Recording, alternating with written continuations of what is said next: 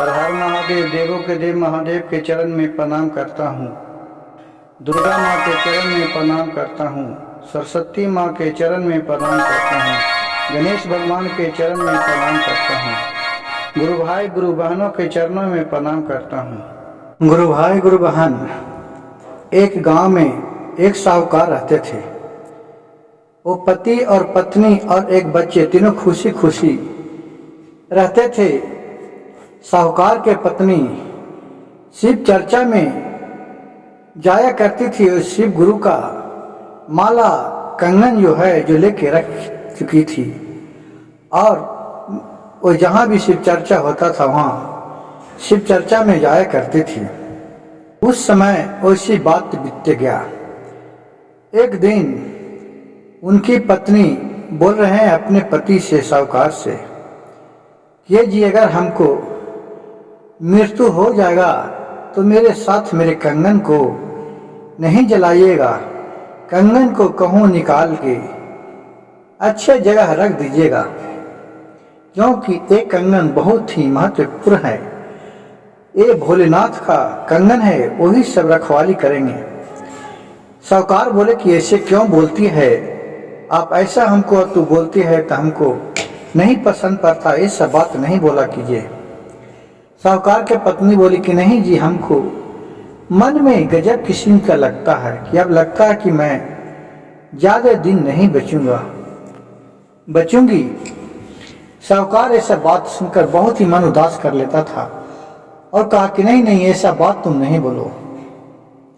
खुदा न खास्ते कुछ दिन बीतने के बाद उसकी पत्नी की मृत्यु हो गई और फिर कार्य क्रिया करने के लिए उनको मसान घाट अपने पत्नी को ले गए। लेकिन तभी उसको याद आया कि मेरे कंगन, बोली थी पत्नी के कंगन को संभाल कर रखिएगा, क्योंकि हमारे चल गेला के बाद मेरे बच्चे को आपको देखभाल सब शिव गुरु का ही करेंगे, सबका पालनहार वही हैं। और ये सब बात याद करके साहूकार बहुत रोता था मन ही मन। फिर याद आया तो कंगन को अपने निकाली पत्नी के हाथ से और लाकर अपने खेत के पीछे एक पेड़ था, आम का पेड़, उस पेड़ के ऊपर टांग दिया और फिर चले आया। और अपने पत्नी के वियोग में वो नित्य दिन बहुत रोते रहता था, उदास रहता था। अपने बेटे को बेहतर खाना खिलाता था, रखता था, पालता पोसता था। उसका बेटा करीब 7-8 साल का था। मन उदास रहने ते लगा। लोग गांव घर टोला टाटी के लोग बोलने लगे कि साहूकार जी आप क्यों नहीं शादी कर लेते, ये उम्र में कम से कम आपको बेटे को देखभाल करने के लिए आपको पत्नी हो जाती और बच्चे का भी माँ हो जाती। बोले कि नहीं नहीं, मैं शादी नहीं करूंगा। लेकिन पत्नी साहूकार के थी, वो पहले ही बोल के गई थी कि तुम आप शादी कर लीजिएगा। तो साहूकार बोला था शादी नहीं करूंगा। हाँ, कहा कि नहीं कर लीजिएगा। कहा कि नहीं, जो सतीली माँ होती है वो बेटे को ढंग से नहीं रखता है। उसकी पत्नी बोली थी कि सब शिव गुरु का दिन है, सब वही रखवाली करेंगे। देखिए भोलेनाथ का चमत्कार। फिर कुछ दिन के बाद कुछ कहने पर साहूकार शादी कर लिया, करके पत्नी को लेके आया। फिर तीनों परिवार सुखी सुखी अच्छे तरह रहने लगे। कुछ दिन उसी तरह खुशी खुशी जीवन बिताए तीनों प्राणी। फिर कुछ टोला टाटी के लोग उसको चढ़ा दिए कि जे तुम्हारे ये बेटा है तो सौतेला है, अपने तन से एक बेटा को, चाहे एक पुत्र है, ये तो पुत्र होता है, सौतेला बेटा किसका हुआ है, कब तुमको मार के बुढ़ारी में भगा देगा, उसको कौन जानता है। वो बेचारी बोली कि नहीं नहीं, ऐसा नहीं हो सकता है। लेकिन गुरु भाई गुरु बहन, जानिए कि आजकल के लोग ही बहुत दुष्ट विचार के है। लोग ज्यादा फोड़ने पर लोग के रहता है। बहुत कहने पर औरत लेडीज थी साहूकार की पत्नी, वो कान में भरा गया। दिन पर दिन फिर कहा कि हाँ ठीक ही कह रहा है। वो अपने सतीले बेटा के साथ कुछ उच्च नीच व्यवहार करने लगा। बेटा बोला, माँ अब ऐसे क्यों हमके तुम बोलती है, क्यों नहीं खाना भर पेट देती है? पहले तो कितनी अच्छे तरह मानती थी, क्या हो गया है माँ?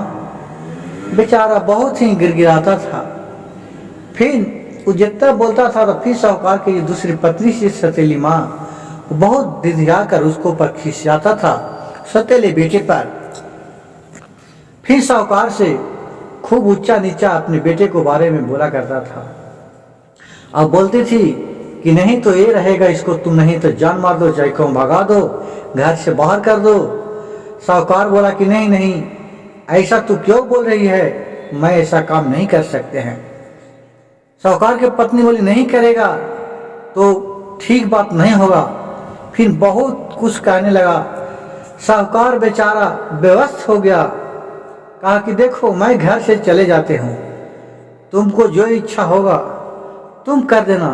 कहा कि ठीक है तू चले जाओ, मैं उसको मार डालूंगा, मैं मार दूंगा, नहीं बचने दूंगा। गुरु भाई गुरु बहन, आजकल देखिए बहुत सा ऐसा आपको घटना सुनने को मिल रहा है। ये नहीं कि मैं घर के कह रहा हूं, आप नजर उठा के देखिएगा, या आपको देखने के लिए मिल रहा है, ऐसा हो रहा है। लेकिन उस सब पर ध्यान नहीं दीजिए, इस कथा पे आगे आइए और हम लोग इस कथा को ध्यान से सुनते हैं। जब फिर वो चला गया साहूकार बाहर, बोला ठीक है मैं आज दिन भर नहीं आऊँगा, मैं कल आऊँगा रात में। कहा कि ठीक है। वो अपने बेटे से बोला कि बेटा जाओ, जो पीछे में आम का पेड़ है वहाँ एक गहरा खन्ना, वो पूरा मारने का जुगाड़ बना लिया। बोला कि इसमें गहरा खन्ना, उसको मैं पूजा पाठ करूँगा और वहाँ तुमको खूब सा मिठाई खिलाऊंगा। बेटा छोटा था, कहा कि ठीक है। अपने बेटे से गहरा खनवाया और माला उला वहाँ लाया, पूजा पाठ किया। और वो अपने बेटे को कहा कि ये हारिया है जो नीचे रखो गहरा में, और वहाँ अगरबत्ती जलाओ और तुम ध्यान लगाओ, और ये अपने एक तलवार ली हुई थी कि उसको मार डालूंगा और उसी में भर दूंगा, किसी को पता भी नहीं चलेगा।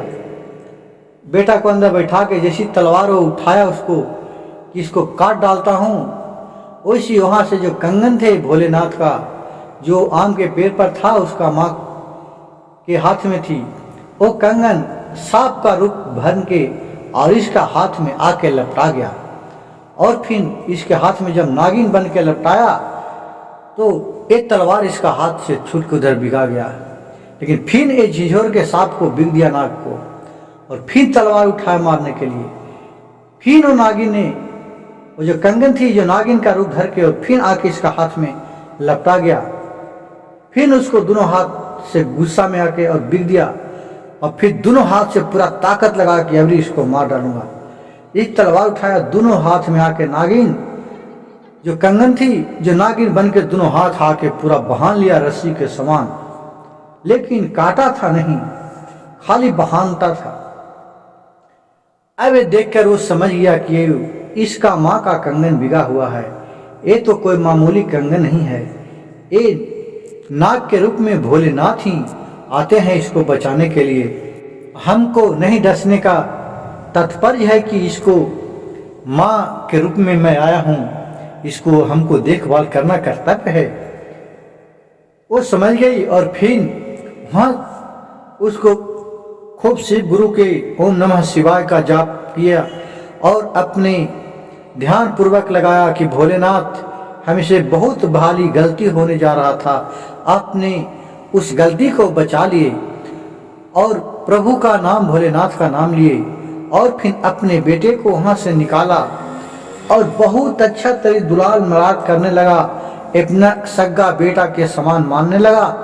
और वो गहवारा वहाँ भर दिया और अपने बेटे को लाया, खाना खिलाया, अच्छा तरी नहाया धोराया और सुंदर सा वस्त्र पहनाया और उसको अपने बेटे के समान साथ में लेके सुतता था और पूरा माँ के दुलार उसको देने लगा।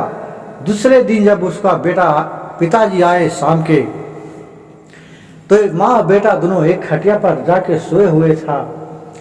तो साहूकार चाल किया, उठे जी, उठिए, आ गए हैं, खोलिए केवाड़ी। साहूकार की पत्नी बोली कि खुले है, आ जाइए। बोला कि तुम तो आज मेरे, आ जाइए। बोली कि आ जाइए, ऐसा कोई बात नहीं है, आप खुशी खुशी आइए। साहूकार बोला, क्या खुशी आए, आज तो हमारे बेटे है भी नहीं दुनिया में होगा, तुम तो मार डाली होगी। कहा कि वैसा कोई बात नहीं है, आप आइए। तो आया गया तो देख रहा उसका बेटा उसके माँ के साथ सोता है। वो देख के अपने बेटे को गले में लगा लिया और बहुत चुम्मा चट लिया, प्यार दुलार किया। एकदम खुशी का आंसू साहूकार को बहने लगा। और फिर पत्नी से बोली, पत्नी ने सारी कहानी साहूकार से बता दिया कि मैं तो इसको मारने के लिए गया था, लेकिन ऐसा ऐसा हुआ। वो कोई कंगन था, जो कोई साधारण कंगन नहीं है, वो भोलेनाथ को दिल कंगन है। वो 7 नागिन बन के और मेरे हाथ में हाली हाली लपटा जाते थे। जैसी मैं तलवार उठाता था मारने के लिए, उसी हमारे हाथ में लपटा जाता था। इसलिए मैं फिर भगवान के नाम लिए भोलेनाथ के, और वहाँ से इसको लाए और अपने बेटे से भी अधिक इसको दुलार मलाल देने लगे। और फिर इतना बात सुनकर फिर तीनों थे जे गुरु मंत्र ले लिए और तीनों शिव चर्चा में रहने लगे, शिव भगवान के नाम लेने लगे, भोलेनाथ के 3 मंत्र का जाप करने लगे और फिर खुशी खुशी जीवन बिताने लगे। गुरु भाई गुरु बहन, अगर मेरा वीडियो अच्छा लगे तो मेरे चैनल को कृपया सब्सक्राइब कीजिएगा, लाइक कीजिएगा और शेयर कीजिएगा। हर हर महादेव, घर घर महादेव।